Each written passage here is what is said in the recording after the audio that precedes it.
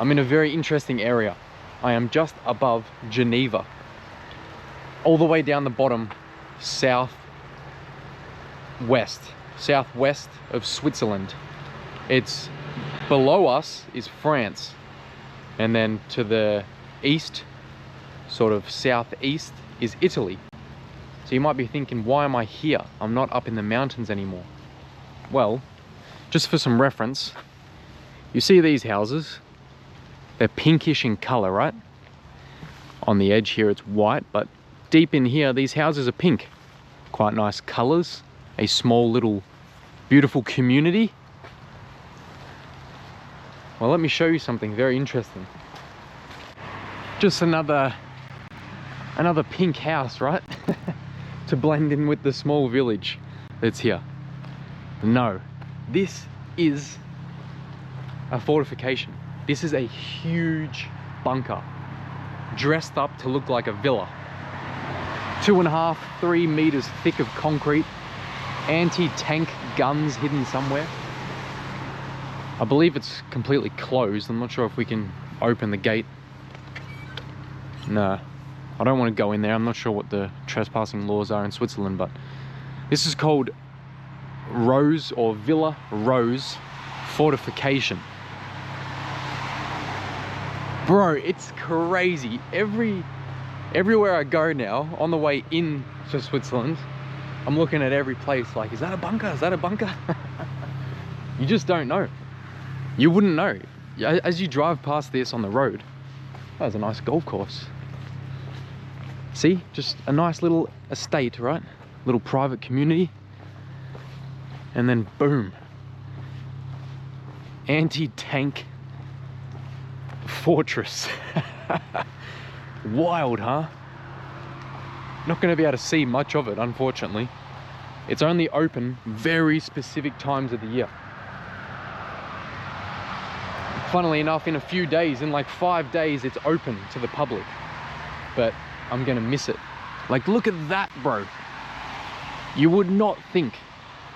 20-something soldiers, they have bunks, kitchen, everything in there. I mean, man. Now that's not the only thing here. I need to try and work out how to get out because I need to go that way. Actually, it's right here. I didn't know that it was right here.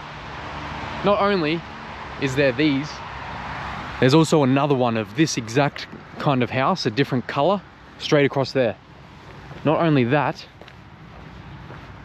check out this down here. I didn't realize it was right here.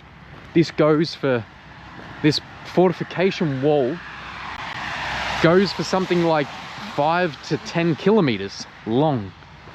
So if you think you're gonna roll tanks in from the south into Switzerland, think twice, brother. The Swiss Toblerone blocks. Switzerland's famous obviously for chocolate Toblerone, and these look like pieces of it. Look at the size of them. You wouldn't know it, huh? If you didn't look into it, you wouldn't know. Just running this whole way along here. And these are everywhere. And most of these bunkers, most of the smaller ones, not these huge labyrinths and nuclear-proof shelters, obviously they were built, the big ones, during the Cold War, so after World War II, when there was more of a threat of nuclear attacks. So things like this, built prior to World War II in response to protecting themselves and making sure no country comes in. Not that they were scared, they were not scared, they just saw it as, well, might as well be prepared. Preparation equals prevention. That's the best way I can understand the Swiss mindset. Ah, cool. Is that like a little pillbox? This is no small feat, man. This wall in itself is insane. Look at that. So well defended, it's not even funny, bro.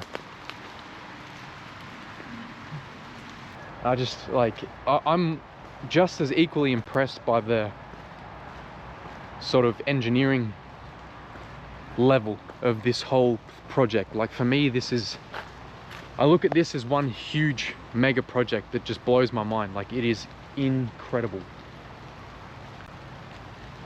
As the video progresses, you'll see like the country itself. The country itself is a fortification, the natural layout of the country. That's the Rose Villa. Can you see? Very far away, I know, I'm sorry. That house there. It's actually green. That's another one, bro. And those Toblerone blocks run the whole way, all the way that way. Let's get in the car and we're actually gonna go to the other side of the lake. There's the huge lake. Now it's actually an hour and 40 minutes to get around to the other side of it. Long way, man. Lot of driving today, mamma mia. Just driving down these incredible roads right on the edge of the big lake. You wouldn't expect it, man, but hidden in these walls in a few spots, we're not far away, we're about 15 minutes away. You would not expect it. But there's some firepower hiding in these walls, bro. Look at that road up there, lad. Look at it in the mountain. That whole hill here. It's opposite this fort. Fort Chillon. I'm not sure if I pronounced it correctly. I'm gonna try and find parking here somewhere. The actual fortifications here go all the way back to the Roman era, but then what we see today has been built up around the year 1000, apparently.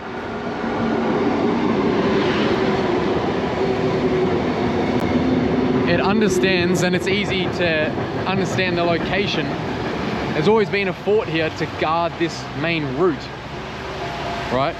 Access to Northern Europe, from Italy, from France, up. Right on the edge of Lake Geneva. But then we come across to where our story is today.